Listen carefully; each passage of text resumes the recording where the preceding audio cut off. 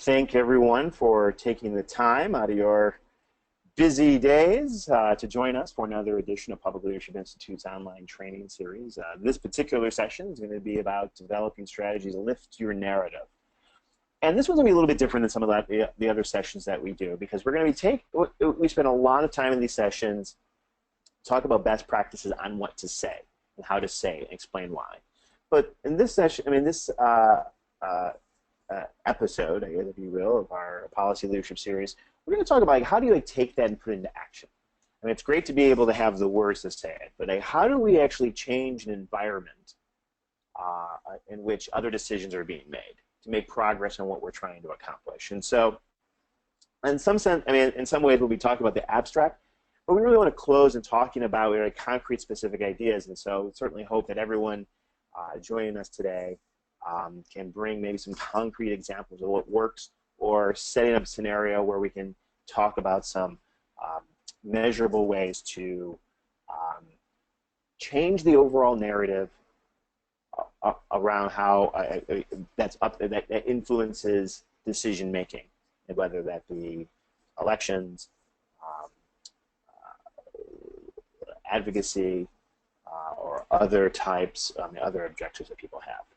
My name is Dave Woodward. I am Public Leadership Institute's National Network Director. I'm also a county commissioner and a former state legislator, and I'm kind of come into this work from with an electoral lens, an organizing lens, an activist lens, and I think really, hopefully present some context for us thinking through this this topic. Before we get into the presentation, I do want to lift up, some more background for those who have joined us for the first time on what Public Leadership Institute is. You can go to our website at publicleadershipinstitute.org. We're a nonprofit, nonpartisan policy leadership center that's really focused on raising public awareness of key issues, especially around equity and justice, and developing publicly improve the economic and social conditions for all Americans. So we work with public leaders in the sense of doing that. We work with advocacy groups and other groups, really helping promote inside-outside strategy and moving the needle in the direction of social and economic justice. If you go to our website, there's a host of publications that are free to download. The Progressive Agenda, Voicing Our Values, which we're going to talk a lot about in today's session, Playbook for Abortion Rights, which is policy ideas on protecting and expanding reproductive justice across the state, and other resources that I encourage you to go to and invite others to go to get a lot of these publications. You can also buy online. You can go to Amazon, but you can download them free on the website. Some other housekeeping things as we begin. I really want this session to be as interactive as possible, and we've got a number of, depending on where you're joining us, a number of tools to be able to bring your thoughts and ideas and questions into the conversation. On your control panel, you see a hand icon. You click on that and raise your hand at any time during the presentation. And if you have audio capabilities, you can bring your voice in. And really, I encourage you to do so. Jump in any time. I realize that people join us from a variety of locations, and if it's easier, or you don't have audio capabilities, type questions in the question bar. The last portion of this session is going to be very much driven by audience participation. So I really hope ideas and questions, especially as we talk about what are some more concrete examples and how to lift up our message to shape an overall narrative. And what are we talking about, how to make that happen, and possibly illustrate what that may look like.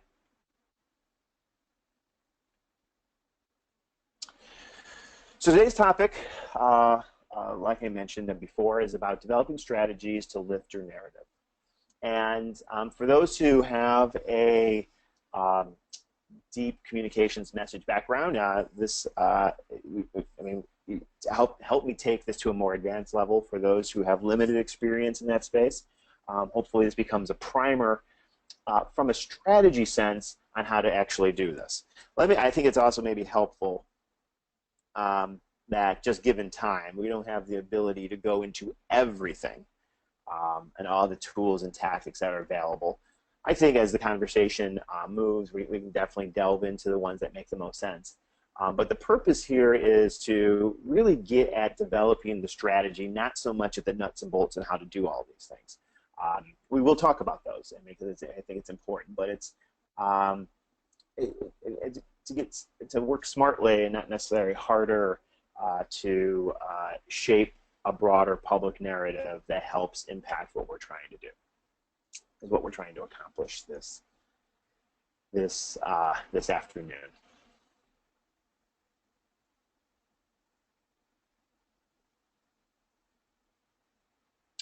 So just like anything, and we're talking about strategy and the difference between strategy and tactic, and we'll come back to it. A quick, before we go in too much into that, I think it's really important to kind of ask ourselves a series of questions, because these questions will inform a broader strategy of what we're trying to do. And I recommend this regardless of what your goal is. And we're going to talk about how to determine the goal and be very clear about what that goal is. But taking a quick assessment of your position. And this is the same with whether or not you're advancing a policy agenda and trying to get policymakers to adopt change in a city council, a state legislature, or the U.S. Congress. If it's trying to create space to lift up new solutions to problems, to push back against conventional or maybe conservative thought in an area. To me, this is a quick checklist that I regularly go back personally in my public service roles, but that's also when I'm coaching and working with local elected leaders, to ask yourself. So, are you operating in favorable or unfavorable political conditions for what you're trying to accomplish? So what do I mean by that? I mean, if you're trying to advance a policy agenda, a particular type of legislation that you're trying to move, is it one that those in elected office are going to be receptive to it based on the nature of what it tries to accomplish, the group it tries to affect, the program that you're trying to implement? Or are you going to face a hostile public leadership that's politically and ideologically opposed to what you're proposing, and it puts you up in that type of dynamic? Or are you operating in a from an electoral perspective? I mean, is it the ideas that we're trying to lift up to help inform voters of how to vote in an upcoming election, whether it's an issue or a candidate? Is it does the electorate that would be making a decision naturally more aligned with you already, working against you, or somewhere in between? So getting a really good sense of what that is. And there's lots of metrics to apply to evaluate this, and maybe we'll have some examples coming up on how to actually do that based on who's joining us today. Taking it a step further, and particularly if we're trying to foster and lift up and expand equality and opportunity for people, what are the progressive conditions? Now, what's different between political and progressive? Well, certainly, I mean, I would say it's a subset. Is the electorate lean more progressive? Does your electorate, does the elective body more open to progressive ideas and solutions? Is your the idea that you're lifting up, can it be an accountability tool to make sure that they live up to what they're supposed to be, that they say that they would live up to? So those types of things. I mean, it's nuance maybe, but I think it's very important, especially if we're trying to lift up a narrative that expands economic opportunity, opportunity and equality and justice for all people. You want to kind of take a stake of where you start off. What is the scale and impact for the solution that you're trying to move forward? Now, some people might be just joining us that we want to create an environment in which people are much more open to the solution that we're trying to propose, the ideas we're trying to propose. We're trying to win over folks.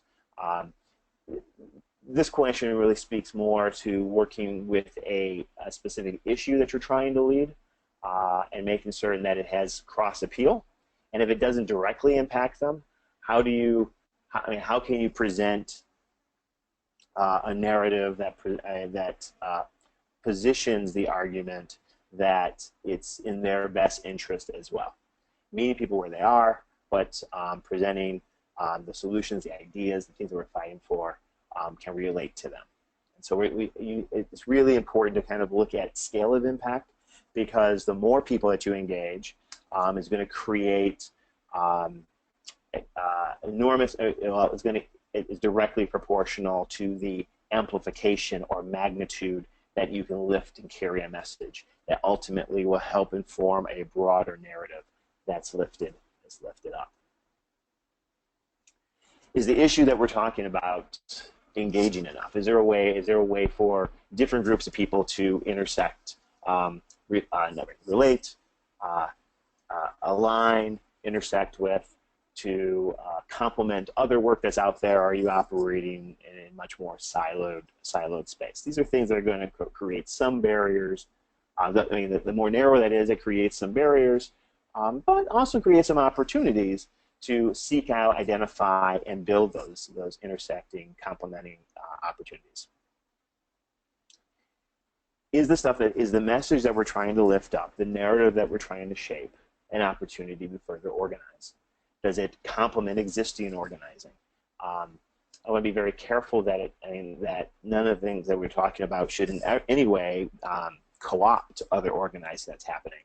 But in many situations, the organizing that is happening out there, is it something that can help support and thereby create additional opportunities to amplify, repeat, and reinforce to hopefully become a more dominant narrative when people are either voters are making decisions, or if voters are making decisions, or political leaders are weighing choice on a particular policy solution, or moving the needle of support around a particular idea.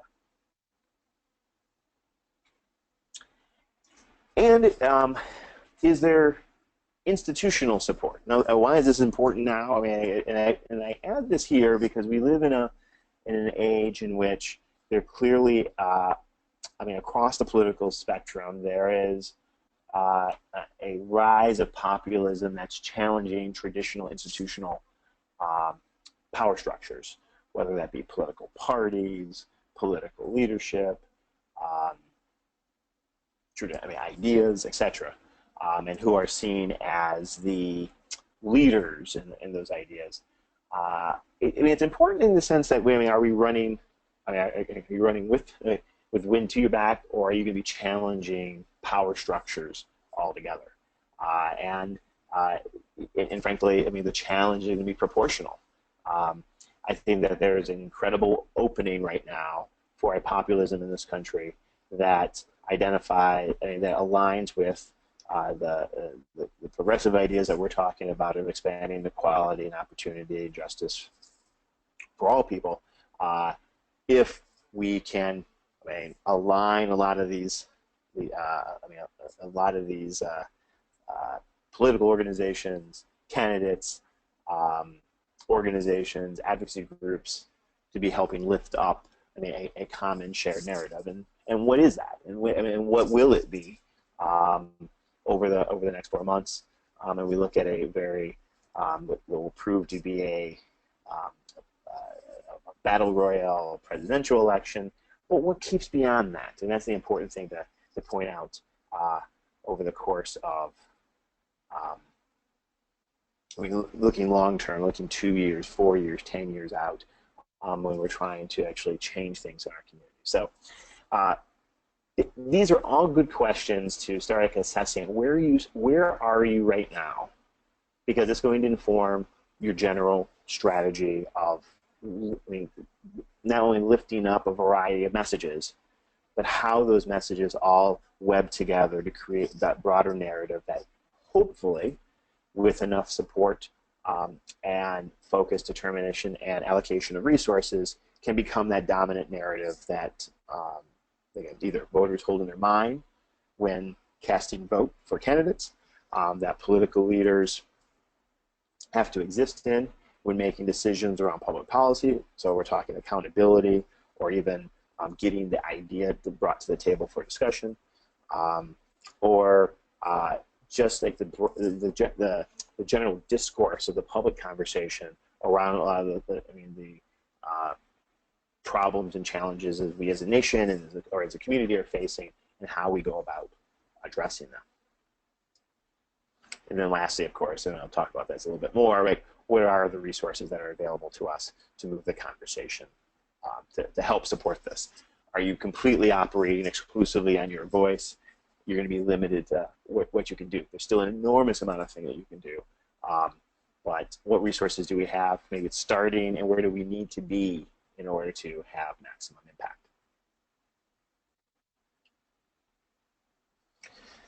So when we talk about strategy,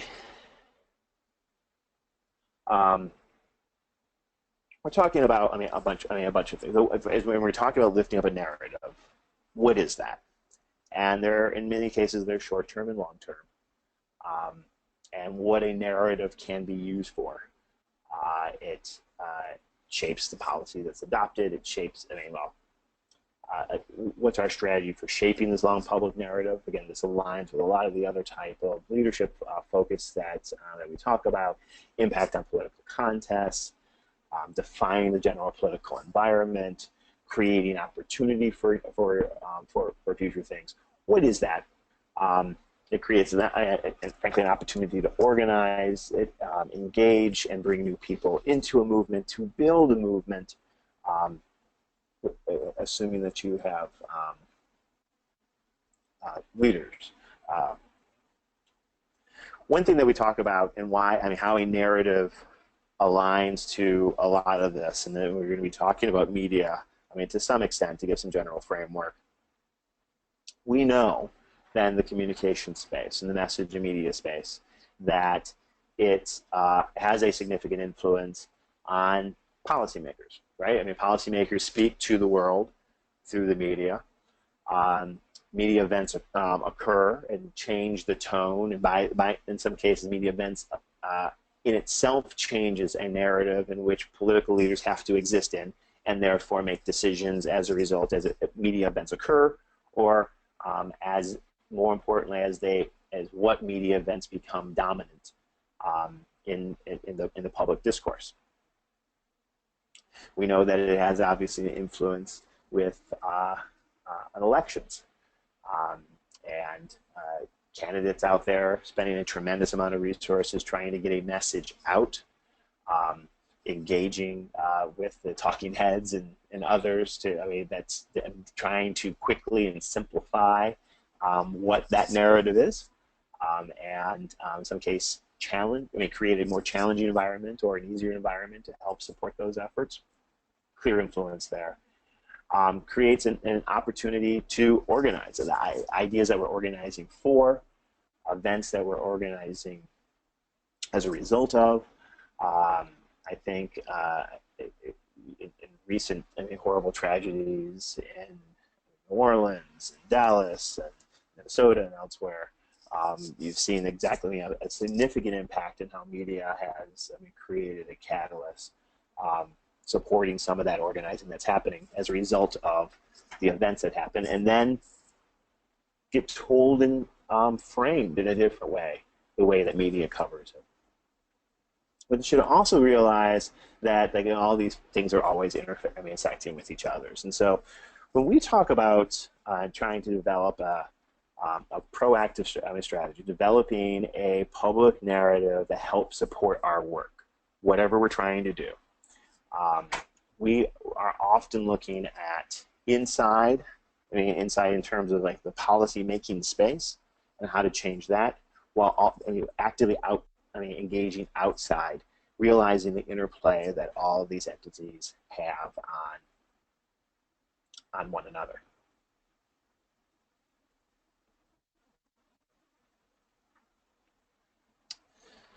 So let's talk about your message for a second.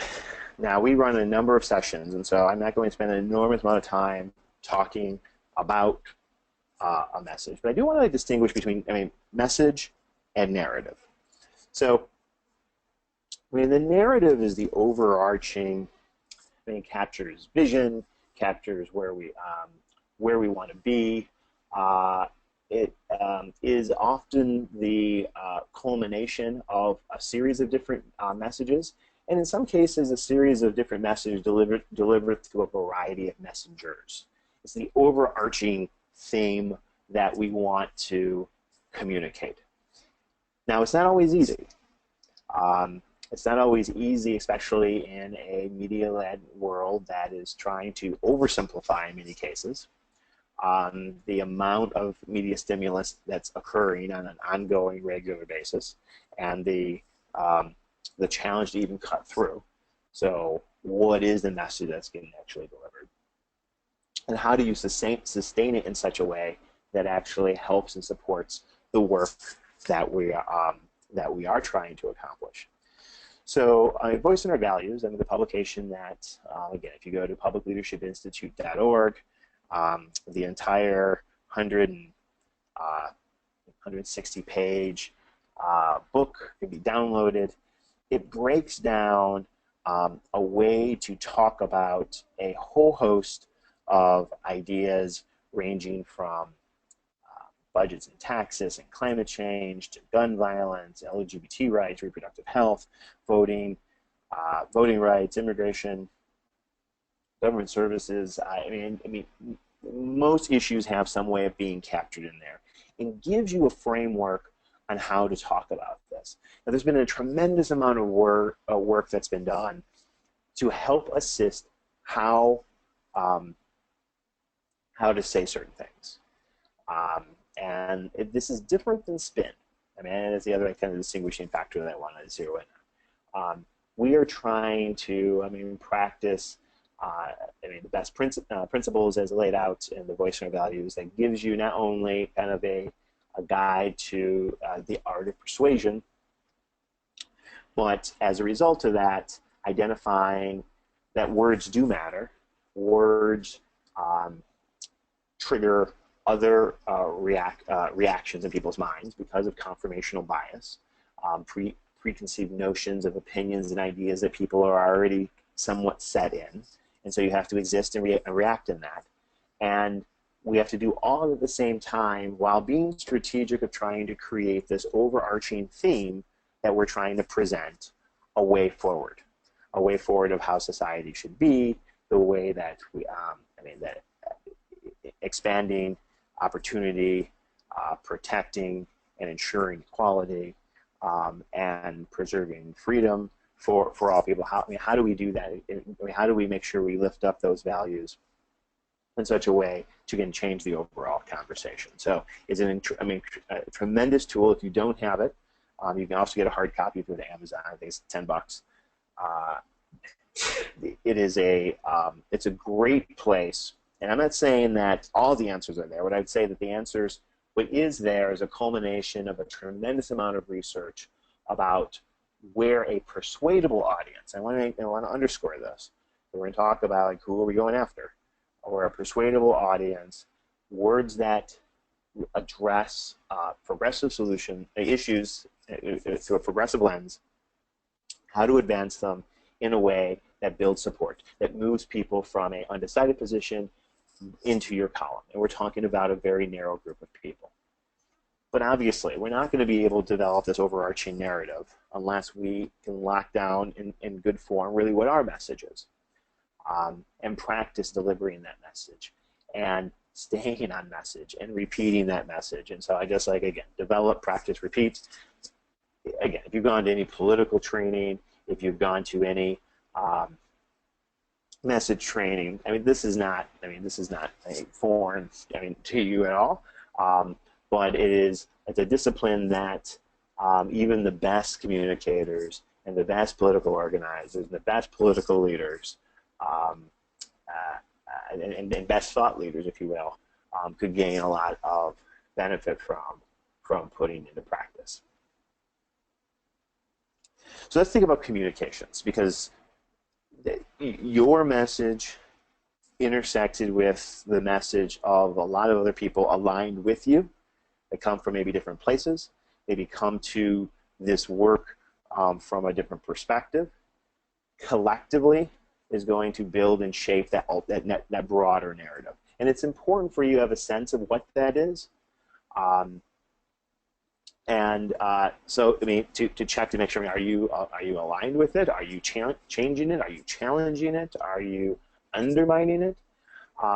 But to realize from a communication space where we're trying to go, where we're trying to achieve, and what are we talking about? Well, in the communication world, anyone who's done any mass significant social media stuff, this is going to seem like a primer of a primer. But we're really talking about kind of 3 spheres of media engagement. We're going to talk about owned media being the media that you have, the content you generate. We'll talk about these more in just a moment. Content that you generate, that you put out there that people can come to. And if you can get people to come to it and you create places for you to put it out, people will hear it. But it's stuff that it's media you create. You have your paid media. This is where you are seeking out people, people that you're basically trying to engage strangers. I mean, I think it's an easy way to think about strangers you're trying to engage. Earned media. This is garnering through people who are validating your work, either because you're creating news or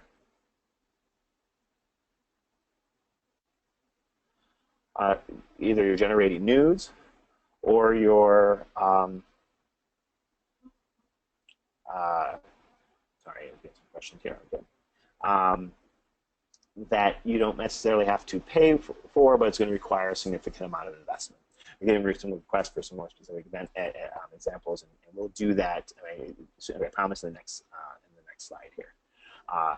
But where you want to be engaging and lifting up this work is the intersection of all of these things. Now, social media space, this is very common. I almost say buzzwords that are lifted up. In the political campaign space, the owned media is a little more of a unique concept, but I actually like lifting up because the owned media is the content that you're generating, and through your work that people are being drawn to and seeking out to get your take and position on certain things. So we'll show you how all this plays out in a second.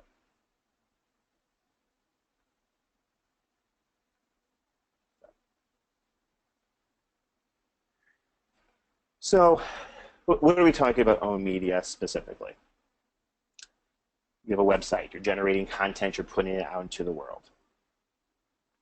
People come to you in the social media world. People often will think that as customers, they're coming to you. YouTube channels, you're creating content. Again, it's an opportunity for you to put out whatever ideas and thoughts that you have in a space that people will seek out.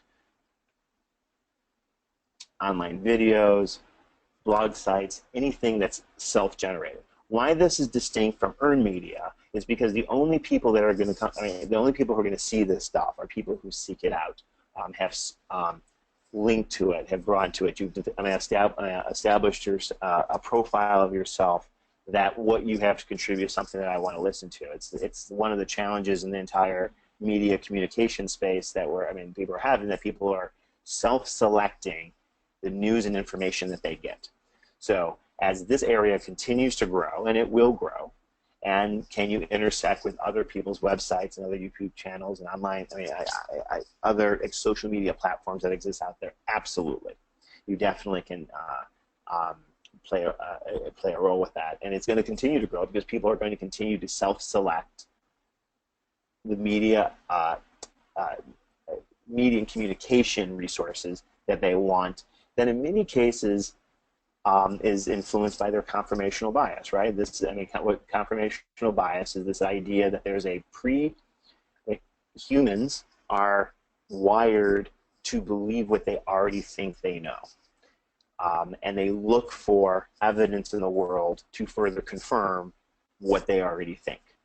And so as political leaders, whether as an elected leader, an activist, an organizational leader, etc., this is, I mean, this is an opportunity to continue to generate and put that information out there. Now, why is that important? Well, it is going to help, frankly, it's going to inform others that go to your site and how they present their information. I mean, forget opponents for a second, but people who are aligned, either lifting up, replicating, complementing, informing, etc., has it has input.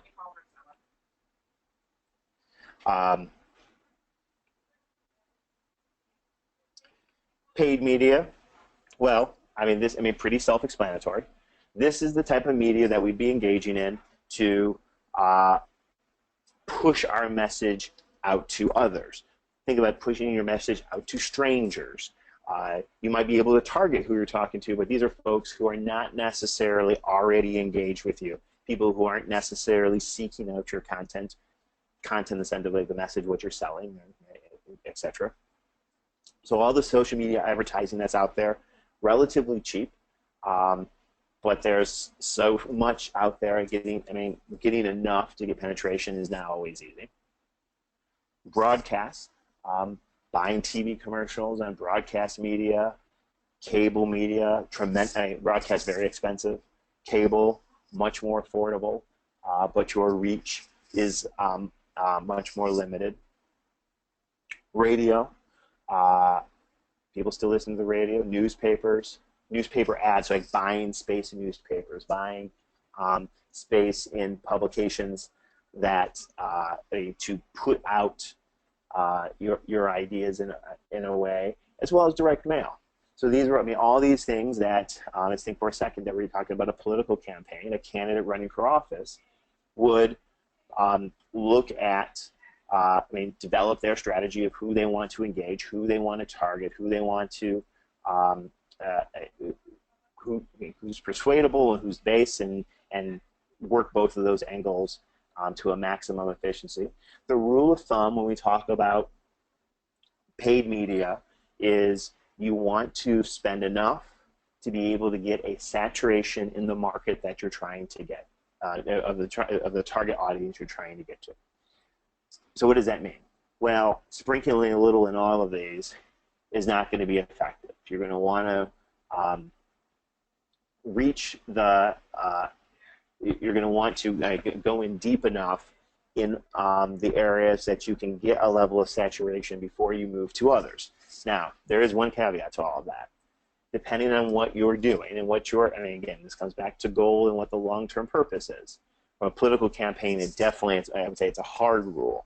When we're talking about changing, going through the long term and changing the broader narrative on how that we're a community that takes care of working families, that we're a community that does whatever necessary to create economic education opportunities for all children. You might want, you might zero in a small number of these, and depending on how wide the audience that you're trying to reach, want to be able to sustain it for a long period of time. So that's the two things that you're always weighing against is how much time you have and what's the intensity and the saturation level that you can accomplish that. Someone asked me what I mean by saturation. In direct mail, for instance, we're talking 5, 6, 7 hits before you can cut through. Think of any type of advertising campaign for a product. On cable, you're talking about how many points that you buy to ensure that a certain number of people see that ad in a defined period of time. Maybe that's in a 1 week or bi-weekly, and how many times they will see that ad.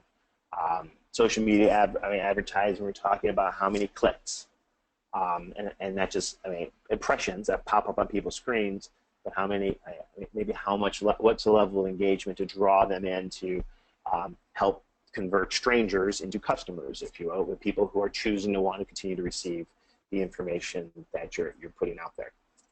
Paid media can be very expensive, and I'm not going to make any bones about it. things that are, I mean, obviously, if we were talking a political campaign, I mean, direct mail is principally going to still be the, for, I would say, the kind of state legislature and down, still going to be the principal means of communication to put a message out there that should all, and all the messages that are captured in that direct mail should support a broader narrative. Maybe it's about that candidate X is the candidate to improve public education in our community, that to protect public education in our community. Larger areas, larger populations, direct mail can become cost prohibitive, and so you want to go to a broader medium like radio, cable, broadcasts. Social media is something that's fairly easy to complement, but one cautionary advice, and it's like, I'm not a social media expert, you have to be prepared to go in enough,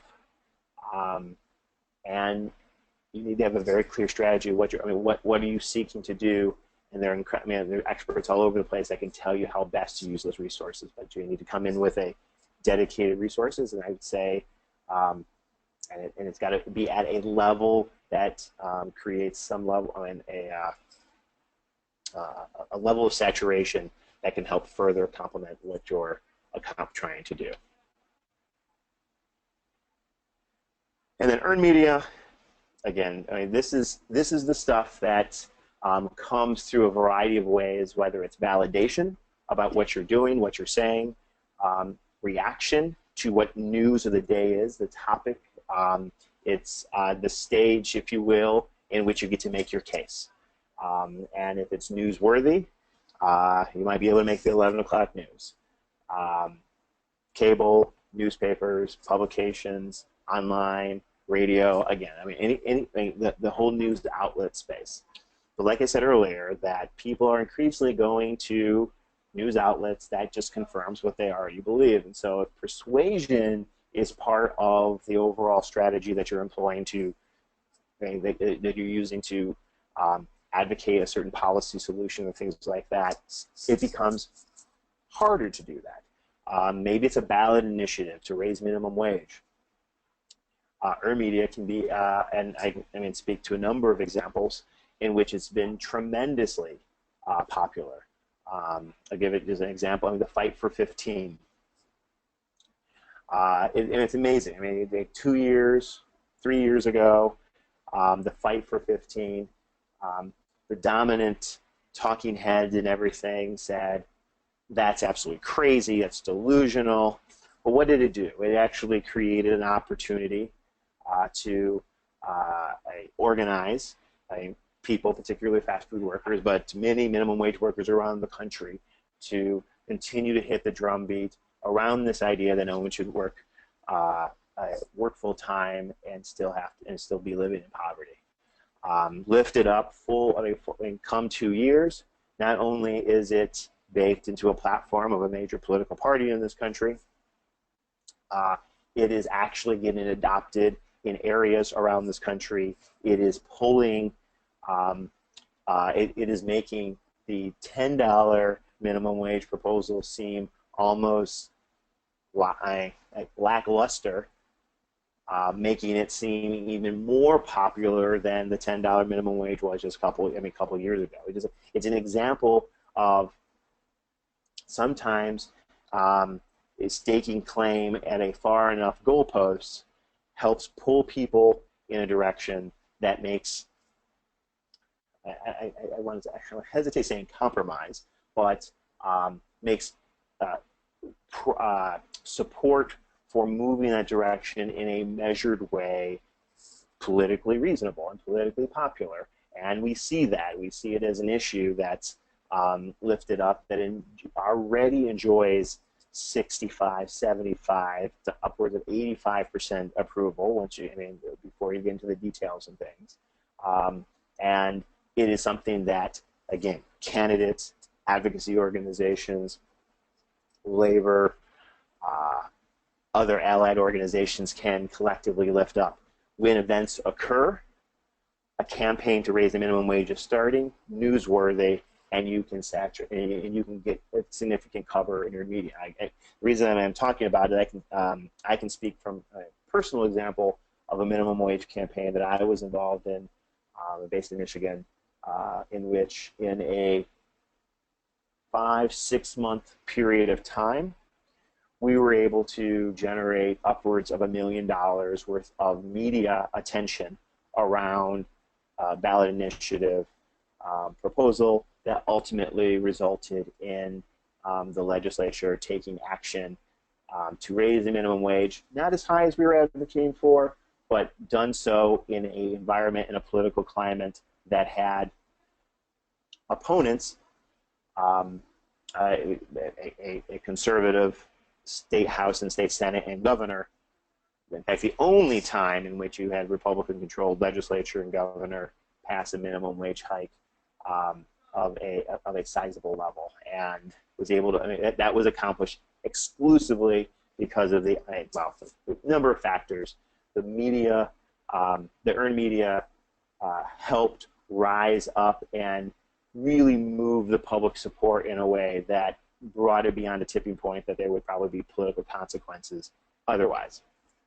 So it fits in. I mean, again, it's the intersection of all these things. So we got own media, stuff that you control, you have, that people come to you. I mean, and you communicate with people you already have a relationship with. You have paid media that is your attempt to push your communication to strangers with the goal of hopefully pulling them into you, so that that more content that you generate you can continue to push out to them. And then you have earned media, which is the validation, or what people are, how people are synthesizing and digesting the content that you're trying to put out there. And those things, I mean, those three things at those levels, I mean, intersecting together, it's what's going to inform the overall strategy that you're going to employ to shape a narrative and lift that narrative and take it to scale to help achieve whatever political objective you're talking about, whether it's advancing policy, electing leaders, changing the general political environment, and the general political discourse in a community, in a region, in the state, etc. So what do we do with all of that? And I realize that, again, like, some of this is kind of like at the 35,000, 10,000 foot level. What we're trying, I mean, what I want to lift up is like realizing that you're thinking about these at all of these levels. Now, with any type of communication plan, which is ultimately what we're talking about, we seek to how do we shape the narrative? Well, you plan it, and it's deliberate, and it's strategic, and it is it involves short-term and long-term strategies to be able to do that. But the plan needs to be written down. It needs to be concrete. It needs to be time-bound. It needs to be able to spell out explicitly what those strategies are, and schedule out like what are those appropriate tactics. So what are we talking about? The first thing is to really identify every opportunity to deliver your message. And I mean, every opportunity as outlined on the owner self-generated space, the earned media space, and the paid media space. And then be prepared to fill out that plan on a schedule, and then price it out with an appropriate budget.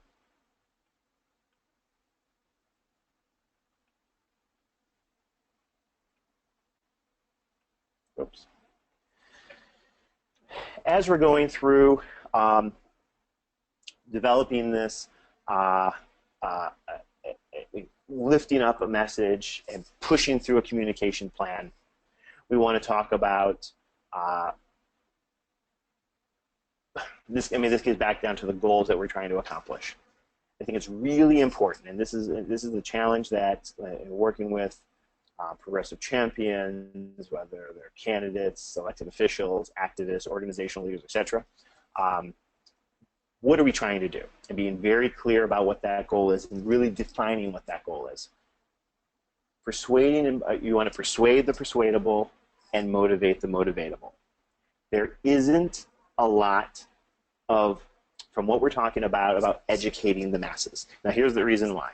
There's a space for public education about educating them on the importance of an issue, and but educating implies in some level that you're presented the information, the facts, and then we conclude a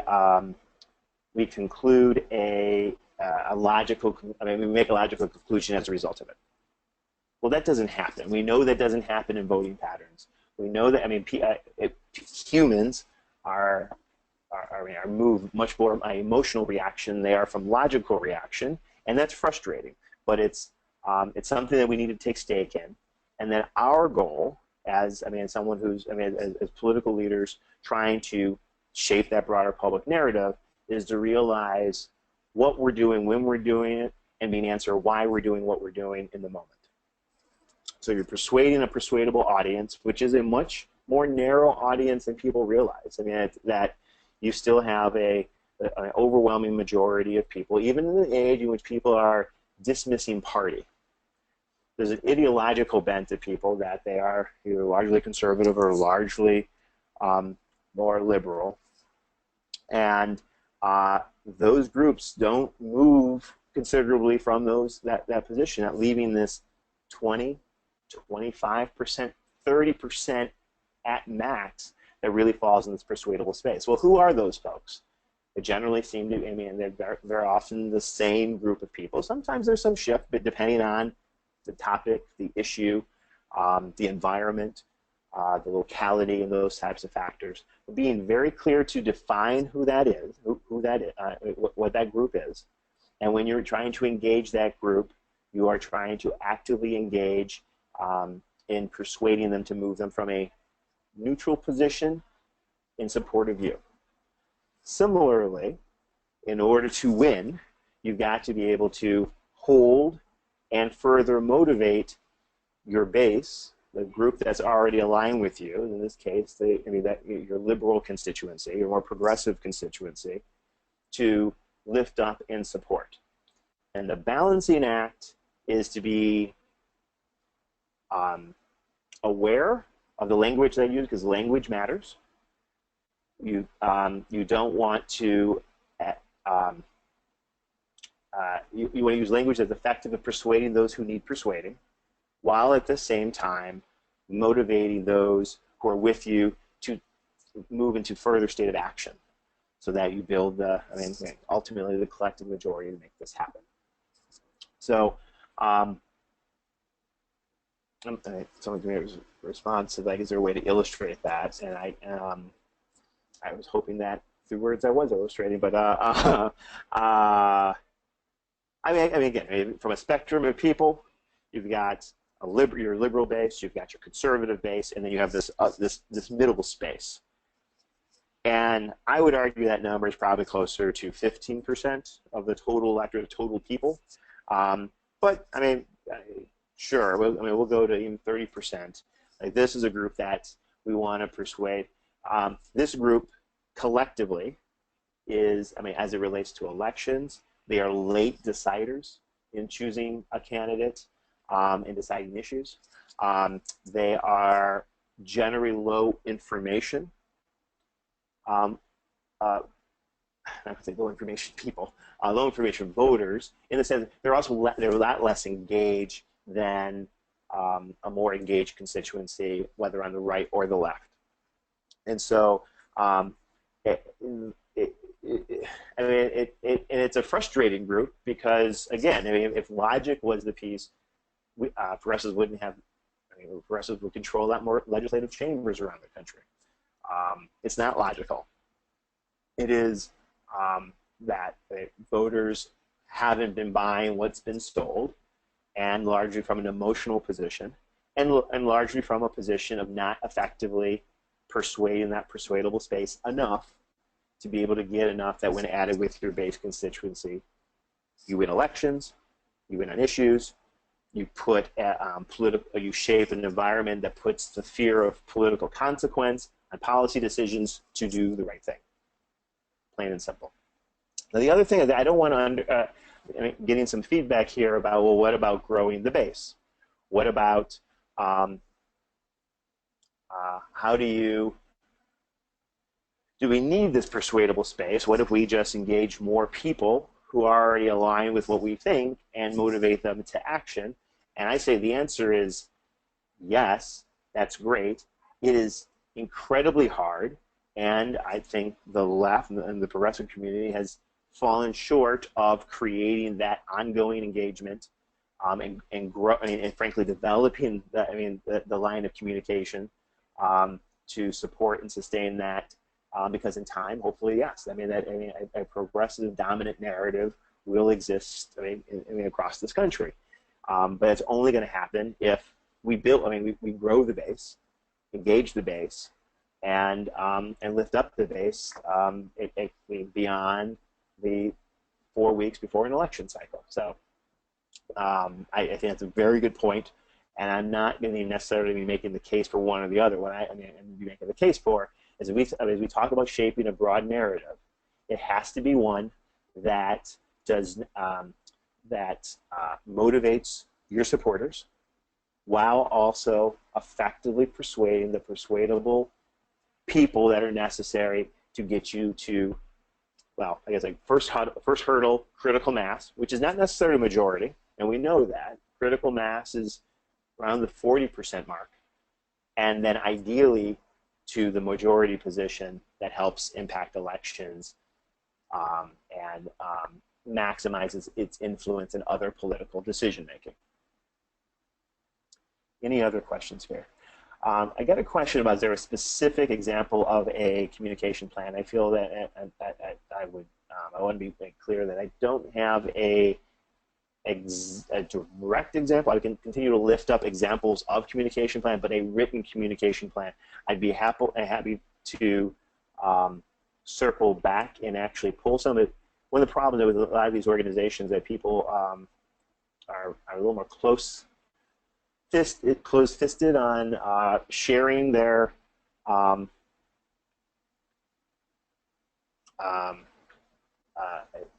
specific examples, but I will pull together something that I can distribute to everyone who's joining here of a plan that helps incorporate a lot of the things that we're talking about here. And I realize that it's a model. This is a question that came up and kind of ready for this presentation, because this is it showed me a how-to, and I got check mark, follow this and model that versus a concepts, defaulted to concepts here.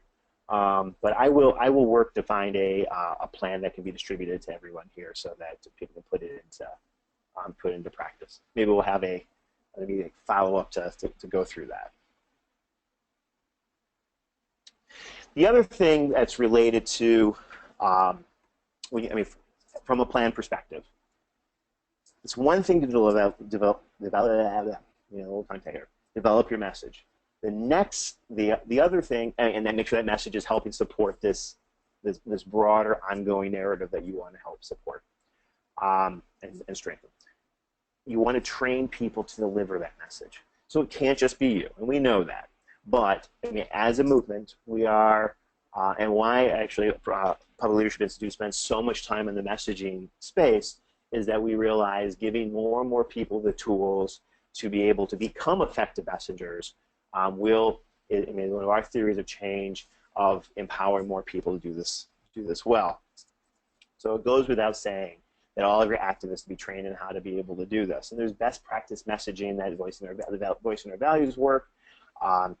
Partners that we work with, like for instance, the Progress Now affiliates that we work with, the elected officials. Probably, a group we spend a tremendous amount of time working with local elected and state elected leaders on how to be more effective communicators, and not only presenting some of the best practices in science around all of this, but helping it structure in such a way so that it's not just a handful of people doing it, but we're multiplying ourselves. Because again, this is not rocket science, and there's a tremendous amount of research that's been done on how best to communicate to a persuadable audience that is not being put into practice. And that, as someone who is data-driven, it's incredibly frustrating that we're not using the stuff that we know has at least evidence that's proven to work. Candidates, advocates, leaders of allied organizations, all of these things, and then there's critical mass. I mean, we don't need an enormous amount. As a former state legislator, being able to have people who are directly impacted by the solutions that we're talking about is critical. What we find too often that a lot of the people that we bring, whether it's to a hearing, to a press conference, to some other event, that a lot of our spokespeople, who are, in my opinion, frankly, the best communicators on these topics, much more so than a politician, much more so than an organizational leader that doesn't face some of the challenges of that folks who are directly impacted in a positive way by the solutions we're trying to advocate can be the strongest champion of why it's important, and then figuring out how to bridge why. I mean, it's not just my story, but like how is it connected to our collective story? Are incredibly effective, but we have far too many stories to be able to do this. We see story collection as a increasing. I would say it's pretty saturated from an organizing space. Story collection, central to any organization worth its salt, to collect stories that it can lift up through social media, its own content, media content, etc., and make available to help support candidates, policy solutions, etc. We're nowhere at a level that we need to. And we've got the tools and ability, we've got the information, we've got the framework and how to work with folks to tell their own story in a way that's going to be most compelling and most effective to achieve the persuadable objective, while also being authentic and I don't want to trivialize it, but being the red meat to continue to activate the base and why it's important. Those things are absolutely incredible.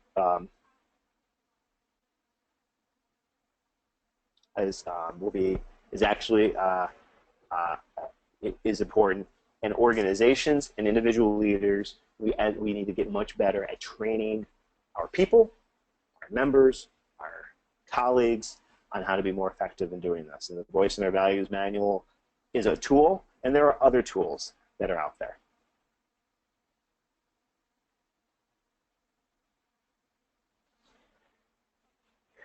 The next thing, in terms of, there's like a checklist, be very clear on who you're trying to reach. Even from an earned media plan, I mean, certainly whether it's an election context, we want to win. Okay, so who's going to resonate? Who are you? What's the persuadable group that you're trying to reach in a particular area, and be able to put some define it in terms of demographic, population, geographic terms, because those factors are going to inform. All right, this is where we're going to invest our resources in these variety of paid, earned, and owned media tactics. What's the goal? Well, when we talk about goal, we're talking about what is the action that we want to be triggered as a result of our messaging and our attempt to lift up this broader narrative. It might be to vote for a certain person. It might be to put political pressure on a political leader. It might be to not only bring up an attention, but to draw sharp contrast, create an environment. Is this I wanted to find this election on who is going to be the candidate that's going to be is going to keep our community safer. And so you communicate messages that shape a narrative that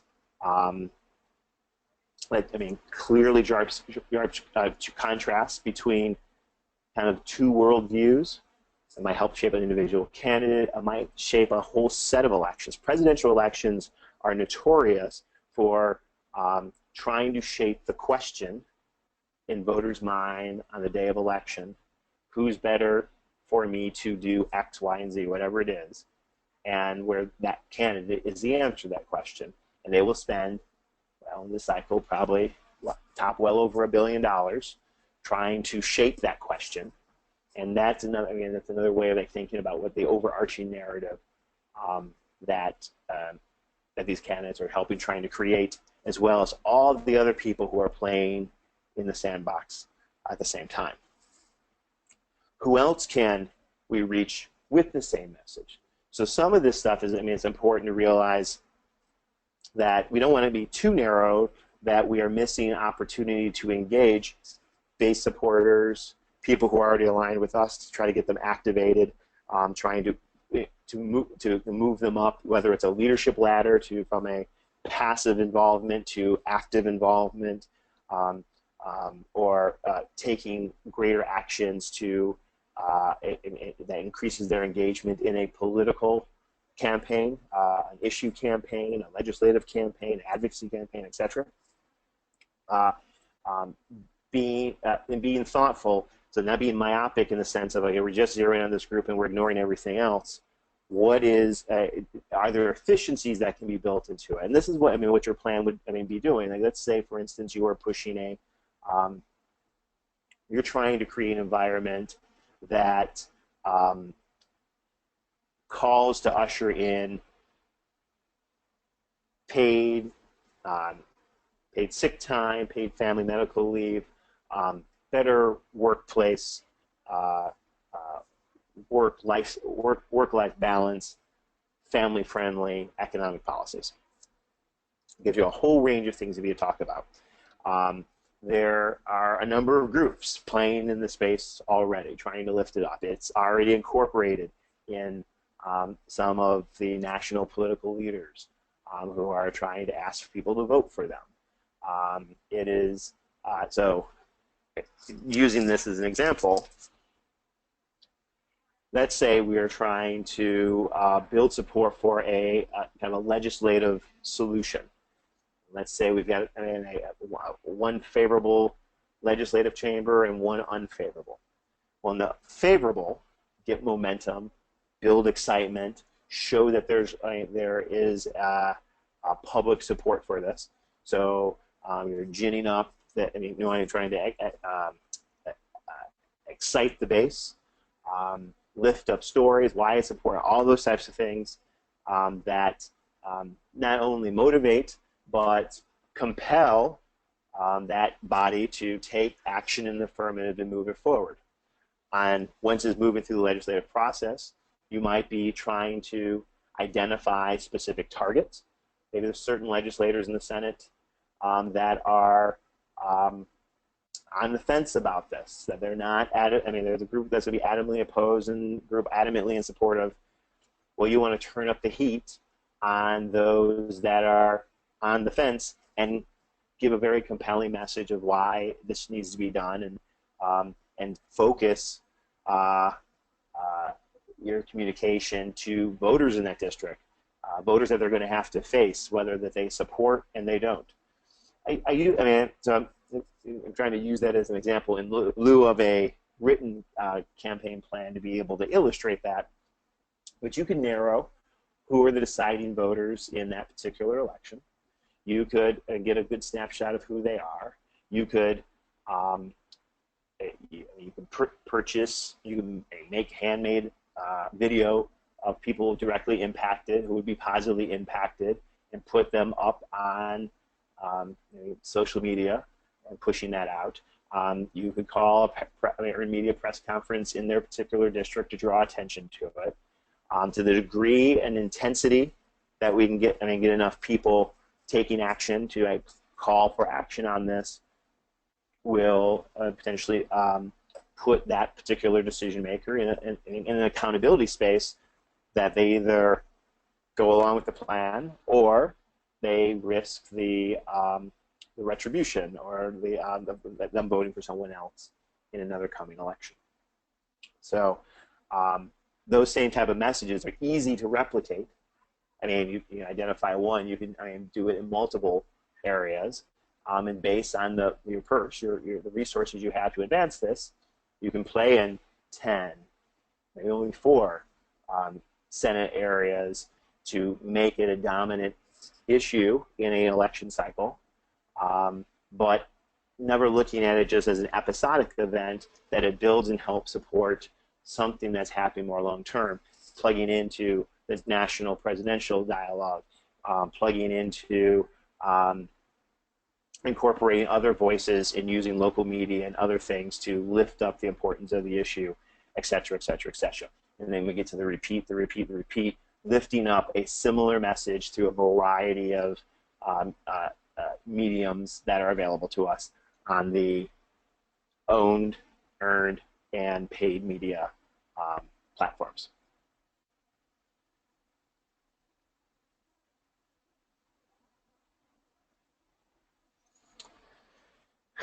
Bill's posing the question, if your target audience are independents who are not engaged, how does one identify them and determine what methods of communications that they use? It's a good question. I guess the second question, we say, if they're not engaged, are they not? I mean, are they voters? Assume for a second that they're voters. They're just not politically engaged into the current dialogue. So, this is basically a question: like, how do you cut through and get to their attention and get their attention? And I think that there's a couple of ways. I think earned media creates some opportunity. So they might be unengaged in the political process, involved in the campaigns, but let's say that they're getting information through some source, probably very localized source. It's like one thing is, if you're not outraged, then you're not paying attention. So they're probably getting some nominal level of local media, whether it's through like a weekly publication or through local news and things like that. So you'll be able to get some access that way. If there's reason to believe that they're less engaged than that, then direct mail is probably going to be among the most effective. And that you know exactly who you're going after, and you control at least what you're sending out there. And I mean, to them, realizing that you will probably have to, instead of like what the average voter needs 5, 6, 7 contacts, you're going to probably have to sustain that for a much longer period of time to be able to catch their attention. This is a great example in where communication and field can intersect here. How do you create buzz around an issue? Well, you get everyone chattering about it at all different levels. And so a field campaign, canvassing in targeted areas to targeted individuals, coupled with a direct mail campaign, coupled with a phone campaign, assuming that we have phone numbers that we can reach some of these, reach these folks. That's the communication, the broad communication plan, at least in the paid and earned media side. The field component is something whether or not you have the people resources to be able to help support it. But it's like how all 3 of those things kind of come into play. Assuming that you can, with some pretty good accuracy, know that you're engaging a group that's critical to the ultimate goal. I don't want to contradict myself, but I do want to kind of come back that at some point, can we ask the question, answer the question, do we have the ability to grow the base by putting in a fraction of the energy that it's going to cost to go after this persuadable universe if time is on our side? So when I say time on our side, I'm looking at the next presidential election. I'm looking multiple years out.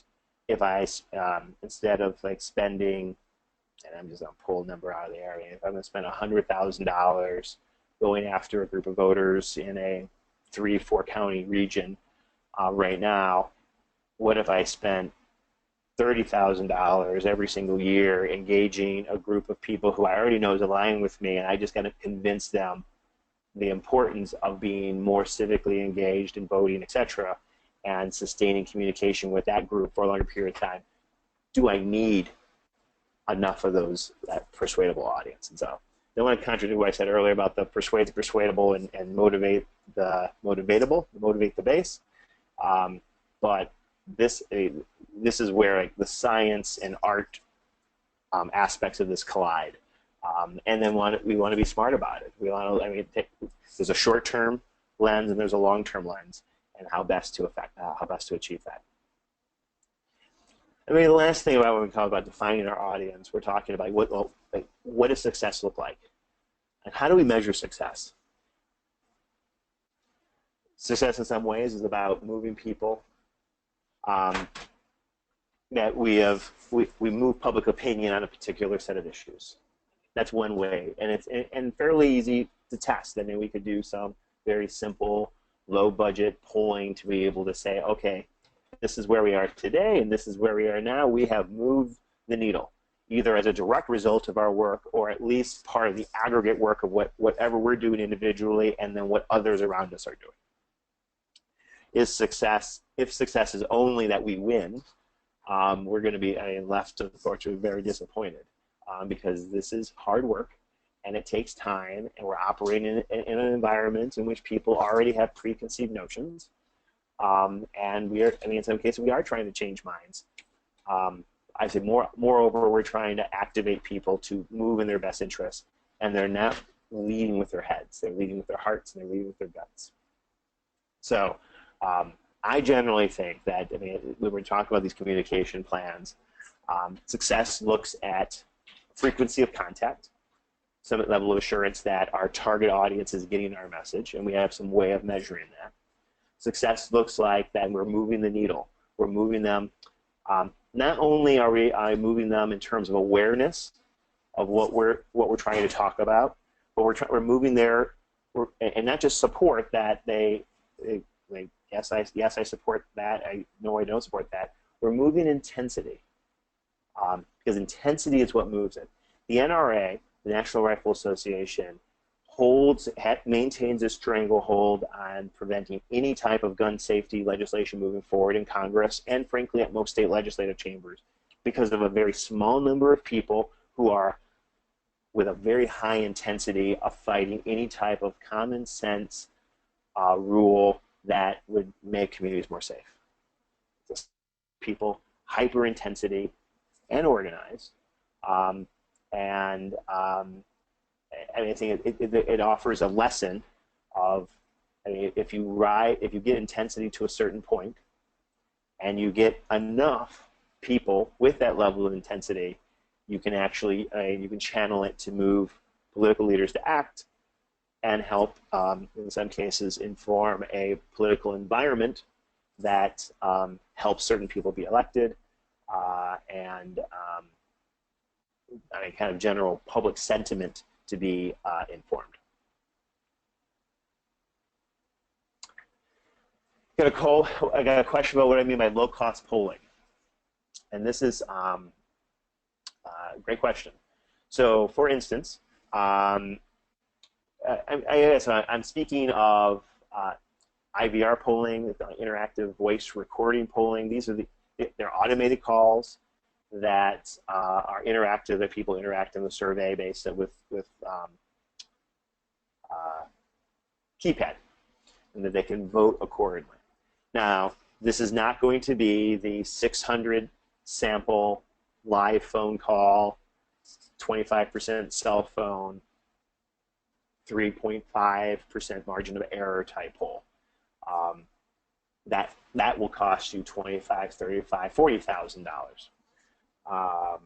These type of polls can cost you a matter of hundreds of dollars, 200, 300, 400, depending on how many you're trying to reach, different vendors and everything. But you should be able to easily get some results in a target area done for less than $500. Certainly less than $1,000. And the $1,000 is probably a more lengthy, more analytical tools that are incorporated as a result of it. So that's just one example. And again, we talk about defining success. And again, kind of the goal of kind of this general session that we're having today is like, so how do we measure that we're actually moving in the right direction, that this is actually working? I've seen them actually used as a vehicle to test effective messaging. That they ask, like, okay, so I mean, we say this, they say that, what's your reaction?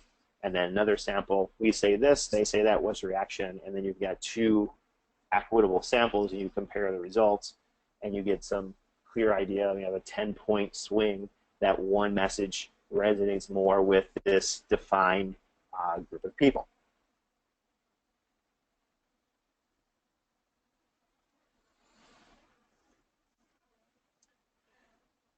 But also, I mean, getting some feedback is, can you have someone from SurveyMonkey give a presentation on using texting for polling, including how to capture emails, other contact information? That's another thing. So, well, SurveyMonkey offers a tool that for doing polling to audiences and select groups.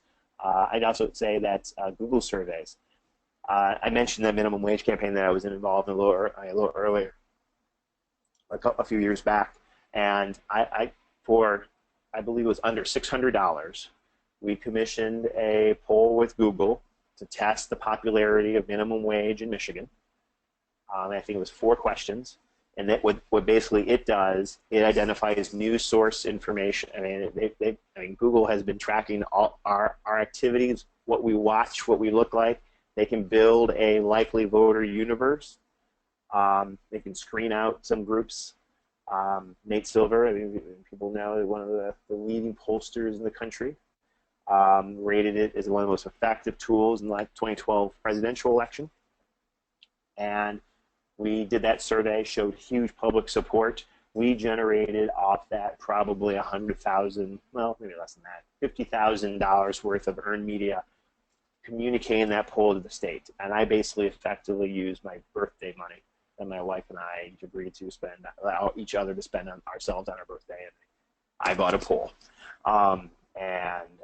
So again, it's a very cheap way to be able to do it, but I think you're absolutely right. I think we'll probably do a session on gathering research around issues using texting,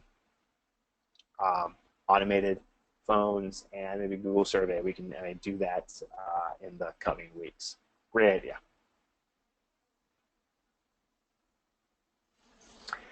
And so I'm going to close up here to open up for additional questions. But the other piece, and again, this communication plan. So we identified. So in each of those, you've got to identify. You have to take stake at the very beginning of, again, what are the resources that you have, the time, people, the resources available to support any of this work, and then looking in the context of owned media, earned media, and paid media, how are you going to allocate those resources to maximize what you're trying to do? The strategy that you're going to employ is about helping persuade the persuadable, motivating your base, and zeroing in very clearly what those targets are and what's the most efficient way to get to them, realizing repetition, repetition, repetition. You've got to ideally cut through in a variety of mediums, and you need to get saturation, as many as you possibly can, to ensure your message is getting at them. And this all comes after you've identified a key message that you know is compelling, that helps lift up this broader narrative that we're trying to sell. So all the things that we talked to build up to that. Aside from the stuff that we can be proactive in pushing, the reactive side is being able to rapidly respond when an opportunity presents itself. Now, it presents itself in a number of ways. Sometimes there's a national story that creates the space in which to lift up your messaging points. I mean, just give an example, like the president calls for, when he announced it, one of his State of the Union addresses, about the need for to help more Americans save, to build wealth and a secure retirement, in the announcement of the My RA program. This is like an issue. Well, maybe you're working a local children's savings account initiative, and when that news gets announced, it's a way to try to tap into a national story. Maybe you've announced some proposals to combat police violence, a body cam proposal or what have you, to make all our communities safer and add transparency to those who are entrusted to enforce the law on society. And there's a national effort for body cams or a state effort for that, and you're at the local level trying to lift it up. So there, it's hooking into those opportunities when they present and being ready when they present, when they inevitably will, to be able to lift those ideas up, contacting local media.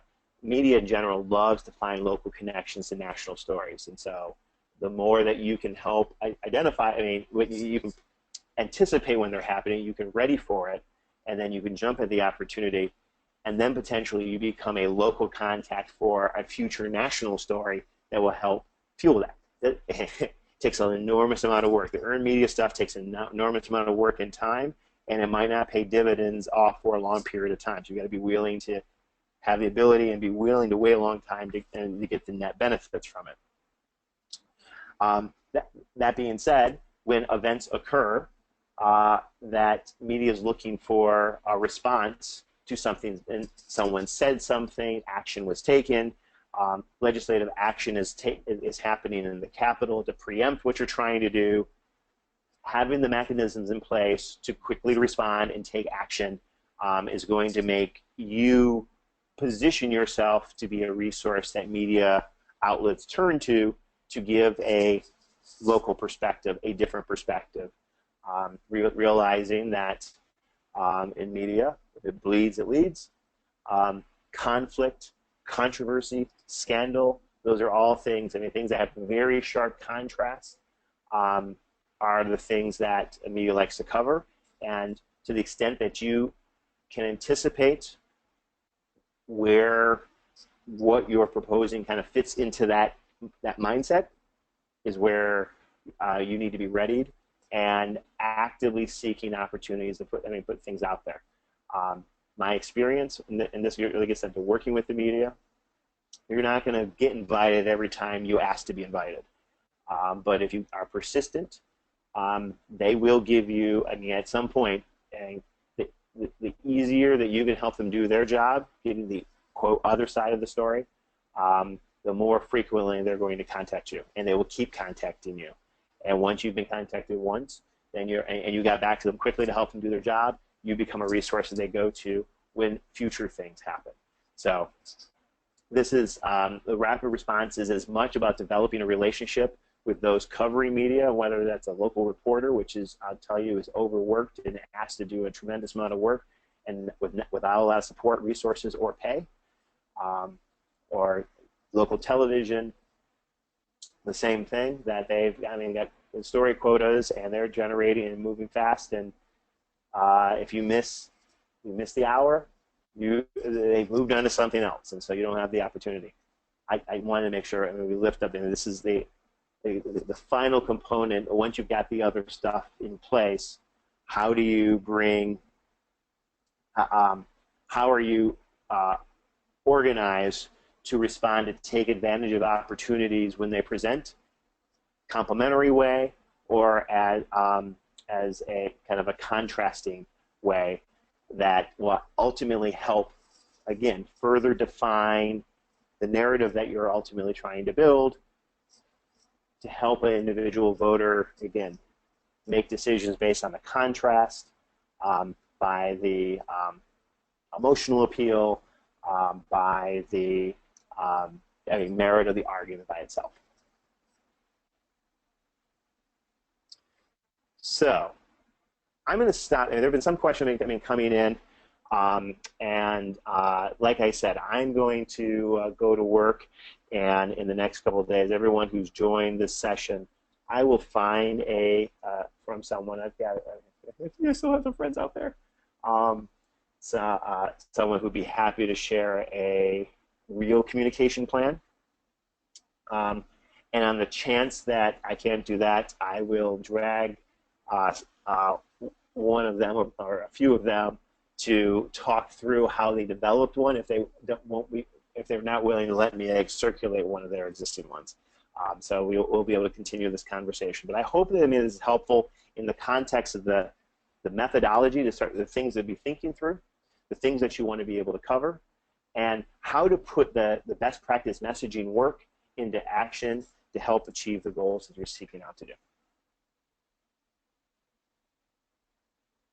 I realize it's 4:30, so I'm going to, we're close to it, so I want to be mindful of that. But if there are any other questions, even if there's a specific example of people, of an issue that they're working on, and are they putting some of these things in practice where they're having challenge, we can use the last couple of minutes talking about that, or we can, or we'll get ready to close it and call it to an end.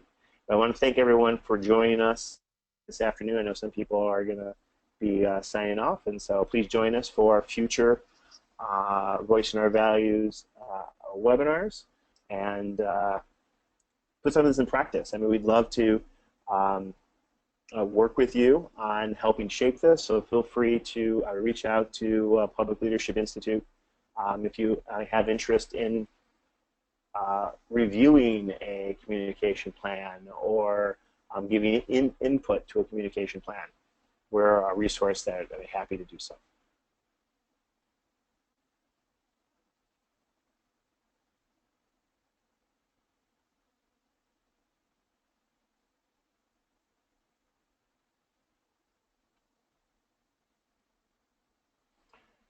Thank you, everybody. Join us next time, and until then, good luck on shaping those progressive public narratives to help advance public policy change across the country.